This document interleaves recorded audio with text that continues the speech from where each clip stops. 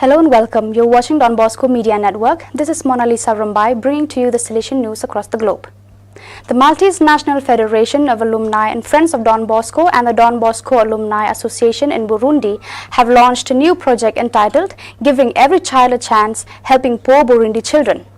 This partnership project supports 38 poor children from Burundi who do not have the means to attend school and spend their time on the streets begging. The aim of the project is to educate these children together with some of their mothers, many are orphans, so that they can earn a living. In this sense, women are offered courses with healthy cooking on the proper management of the family budget, together with suggestions to help them get to work.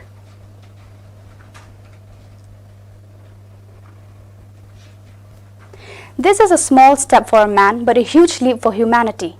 These famous words by Neil Armstrong apply to anything important that is about to begin, however insignificant it may seem. They also apply to the inauguration of the new 45 kilowatt solar power plant installed on the grid and rain power collectors of the Salesian House SPCI in New Delhi. The inauguration of this new plant, supported by the NGO Jujen Eni Wealth in collaboration with Don Bosco Network BoscoNet, took place on February 23rd. This is a fundamental step with a view to making all Salesian campuses in the world green and sustainable by the year 2032.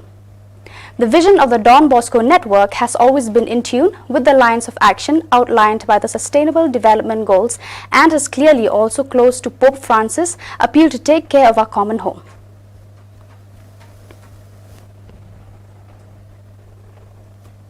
On Monday, March 1st, the extraordinary visit to the Salesian province San Luís Gonzaga of Brazil Recife, BRE, officially began.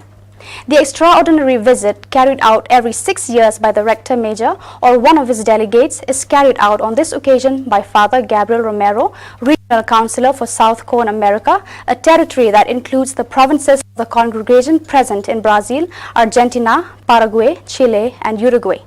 Opened yesterday, the visit will last for almost 3 months until next May 22nd. Having been elected Regional Councillor to the 28th General Chapter of the congregation, carried out last year and due to the slowdown on the travel due to the pandemic, the one that began yesterday is the first extraordinary visit conducted by Don Romero.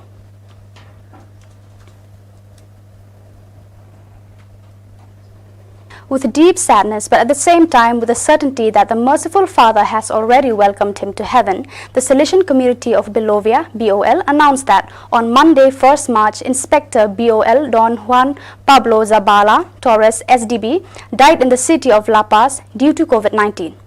Let us pray for his eternal rest and give thanks to God for his life and his ministry, said the religious of the province, Madonna de Copacabana, on Facebook. Don Zabala was born on January 15, 1965 in La Paz, Bolivia.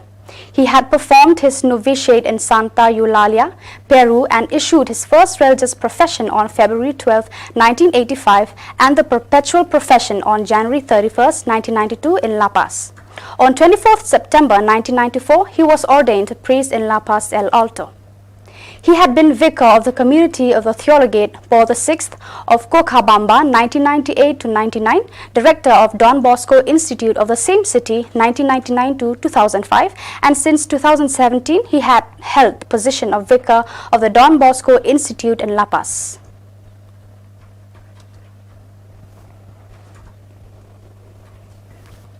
From 12 to 14 February, the meeting of Salesians trainees of the Salesian province of Sicily, ISI, took place, replacing the meeting of the trainees of all the provinces of Italy, which was to take place in Santeramo in Colle. The event began with a link through a meet platform together with the trainee Salesians of the province of Southern Italy, IMI, Central Italy District, ICC, and Special District, Piedmont and Valle d'Aosta, ICP. Father Giuseppe Roggia, SDB, gave a lecture on the timing of the internship, considered by him as the most beautiful, also most delicate to live, precisely because, quoting some of his words, "Here the skeleton is formed, here it learns from life, the consecrated one." After some advice, Don Roggia answered the various questions of the participants.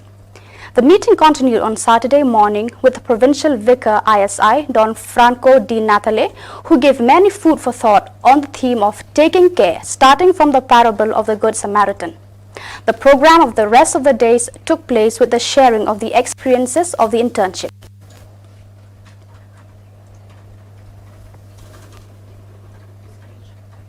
On the occasion of the feast of the Holy Salesian martyrs Lugo Versiglia and Callisto Caravaggio, last February 25th, the Salesian Joseph Soldo received the Missionary Cross.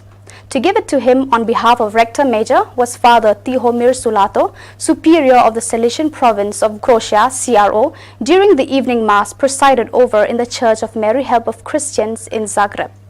Joseph Soldo is currently awaiting a visa to go to Ethiopia, where his missionary work will begin.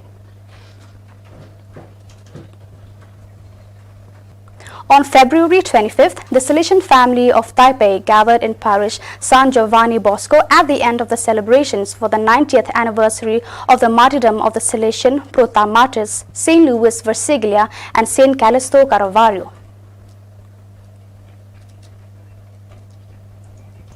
On February 19, in the parish of San Giovanni Bosco in the Alto da Pala district of Sao Paulo, the inauguration ceremony of the new director of the Salesian community, San Tommaso di Aquino, Don Paulo Monel de Souza Profilo, was celebrated.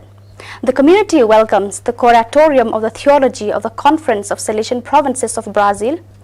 The Eucharistic celebration was presided over by Don Justo Ernesto Piccinini, Superior of the Salesian Province of Sao Paulo, BSP, and concelebrated by Father Gabriel Romero, Counselor for the America Cono Sud region. This year, the Salesian community consists of 23 Salesian students of the theology and 7 trainers, and also animates a parish, a youth center, and the campus of the Salesian University Center of Sao Paulo that welcomes the Faculty of Theology.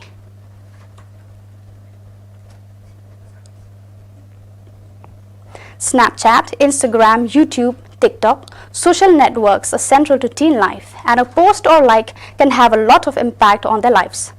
Clothing and shoe brands have understood this for years. 4 students from the Norte Dame des Minimes Institute in Lyon, Victor, Matthew, Gaspard, and Martin, decide for us the role of influencers. And Sister Annie Flore Magnan, daughter of Mary Help of Christians, 33 years old, educator of the association Li Valdoco in Lille, gives us a point of view.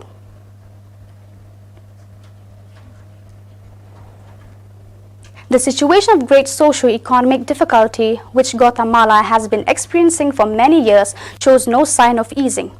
Malnutrition is one of the most obvious phenomena of poverty that grips large slices of population, and COVID-19 and the hurricanes that have recently hit the country have only worsened an already dramatic context in which children die from the effects that trigger the situation of food insecurity in which they find themselves living.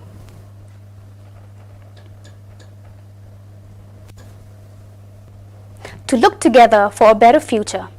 Throughout Lent time, the presidents of the European Episcopal Conferences, in communion with Pope Francis, invite to pray for the victims of the pandemic. It's a sign of communion and hope for the entire continent, a prayer network, Eucharistic chain for the over 770,000 people in Europe who have died due to COVID-19.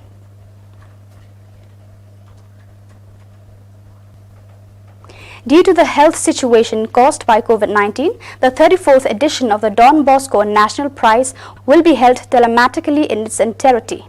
On March 9 at 9:30 hours, the inauguration will take place with a private pass in the virtual environment created for the occasion, along with a broadcast on social networks with the hashtag PDB34ED.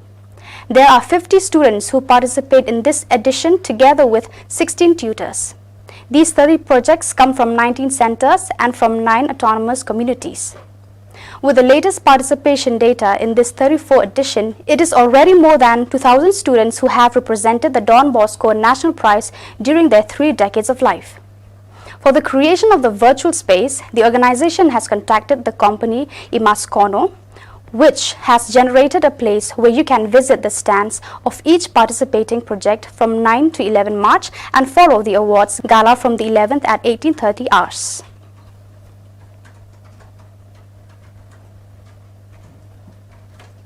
So viewers, that is all we have for you today. Until we meet again, thank you for watching.